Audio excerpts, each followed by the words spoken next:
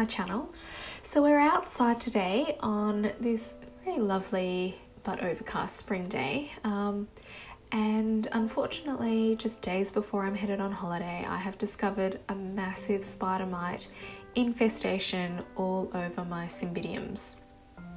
So I might as well take this opportunity to show you and talk about these pests, because it is quite likely that I might lose these plants, because firstly I don't have enough time to treat them thoroughly, as thoroughly as I'd like. I won't be around to follow up the treatment, and I can't give them to anybody because I would hate for spider mites to infest my other orchids or any houseplants that my orchid babysitters might have. So yeah, they are going to get treated how I can before I go, and I am going to leave them out in the elements in my backyard with full sun and rain and everything, and they will have to fend for themselves, and I'll see how they go. So talking about mites, there are lots of different mites out there which exist, but in terms of orchids there are two main ones that we need to think about. The red or two-spotted spider mite is the one that I often see in my collection. That's the one that most often affects me. But the other common type is called the flat mite or the false spider mite. I don't have a lot of experience with it, so I can't talk about it too much. What we will focus on is talking about the red spider mite.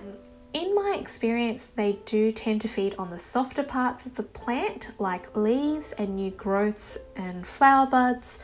And they do tend to like the thinner leaves, like for example on these Cymbidiums, but also soft-caned dendrobiums is where I've seen them before, catasetum leaves. But I guess, you know, no orchid is immune in the end, and you just have to keep an eye out.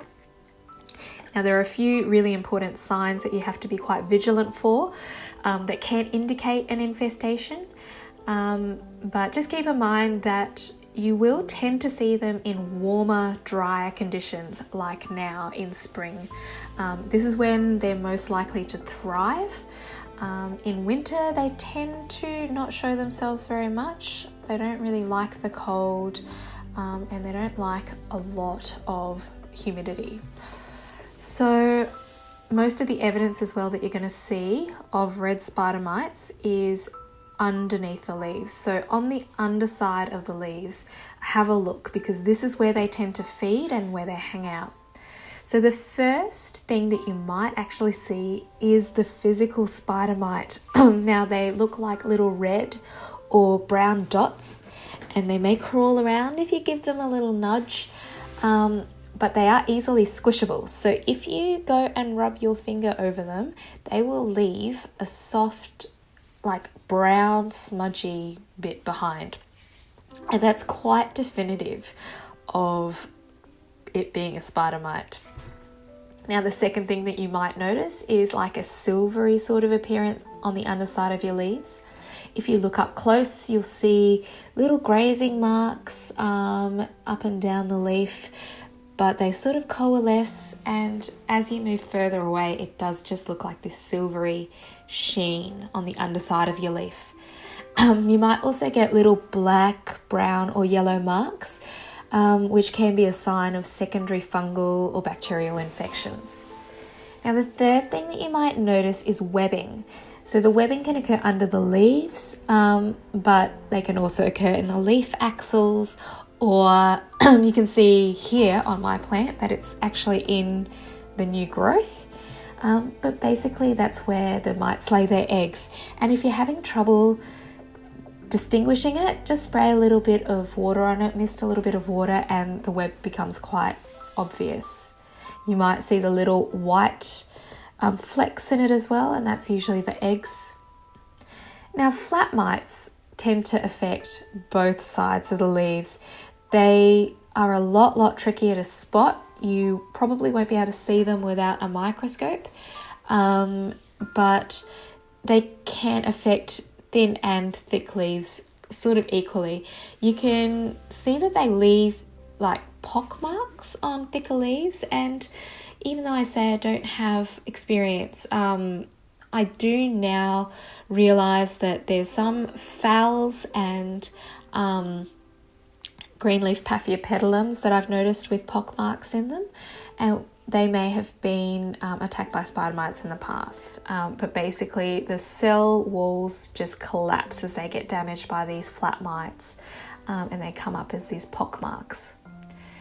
So then the first systemic signs that you might see, if you haven't noticed the actual pest yet, is that your leaves might start to look a bit unhealthy, which is quite non-specific. You know, they might yellow and drop off, but the whole plant itself might just go downhill. So it might stall its growth, it might stop growing altogether or just become less vigorous, but then eventually the plant will be killed from the stress and the actual infestation. So basically the plants use their leaves for gas transfer and moisture regulation. The underside of the leaves has stomata, which are pores that can open and close, and they're used for ventilation and gas exchange, but they're also used to retain moisture or transpire water as they need. So if it's really dry out and they need to keep their moisture in, then they'll close their stomata. Now the pests end up damaging all these cells and the stomata, and then the plant can't regulate its water loss, and it'll lose water, it'll lose chlorophyll and nutrients, and eventually this can be fatal. So this brings us to the topic of how do we control spider mites. The bottom line is that it can be really, really challenging and it can require multiple treatments. So the very first step that you can take really is going to be prevention and vigilance. Spider mites don't like it cold and wet, but you can't keep your orchids all cold and wet all the time, or they'll just get infected and rot. But I guess regular showering might be an option, and keeping a relatively high humidity around. These things can help keep them at bay. In terms of treatment, there are a few options out there, but unfortunately, mites aren't insects. They are related to the spider, so regular pesticides and insecticides won't actually work on them. You'll need an actual miticide to kill the mites. Miticides tend to be very toxic, so make sure you only use ones that are compatible with orchids or ornamental plants. And make sure that, you keep them away from kids and pets and things like that. So another common remedy is oils and soaps, and they work essentially by contact control of the mites. So you really have to cover your plant entirely and almost drench your plant in like this oil solution. But usually you can use a variety of natural oils. There's a big list out there. If you look on the AOS, they have a few recommendations, but basically you dilute the oil in some water and then put a few drops of dishwashing detergent in to emulsify the solution. Now I've got some neem oil here. This is all I've got at the moment, so this is what I'm using. I don't know how effective it is. It doesn't actually state that it controls spider mites anywhere on the label, but it's going to have to do for today. Now I'm going to put a link up because Miss Orchid Girl has a video which has a home recipe for spider mite treatment. She swears by it and I'm sure it's very good. So I haven't tried it myself, but unfortunately I just don't have time to mess around with a homemade solution before I leave. So I'm going to leave it in my back pocket. So if my Cymbidiums are still alive when I return, I'm going to use it. But you guys should check that out if you have any spider mite problems. Now make sure that you retreat your orchids about every 10 days to 2 weeks until you don't have any signs of spider mites, because this is basically the life cycle of the mite, and you want to try and treat them when the new eggs hatch again as well. Now, if an infestation is seriously out of control and you just have it on a few plants and you have quarantined your plants appropriately, you know what? I would actually consider binning them, like chucking them in the bin, especially if you've tried an initial treatment and it doesn't work. If you're not too attached to these plants, think about it, because it is not worth getting your whole collection infested with spider mites. It's just not. So yeah, that is an option that you need to consider sometimes.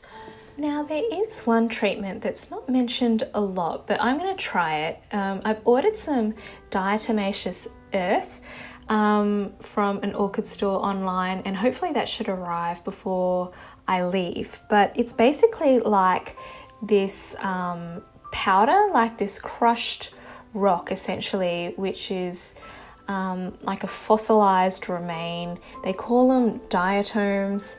And it's basically silica, and you can apply it dry or as a liquid onto the whole plant, and it coats the plant, and it can control creatures with exoskeletons by extracting lipids. Like, it'll absorb lipids from these creatures like spider mites and basically kill them. So it's non-toxic to humans and pets. The main thing you have to be just cautious of is you don't want to inhale the little particles. So I'm going to put it in water and use it wet and let it dry.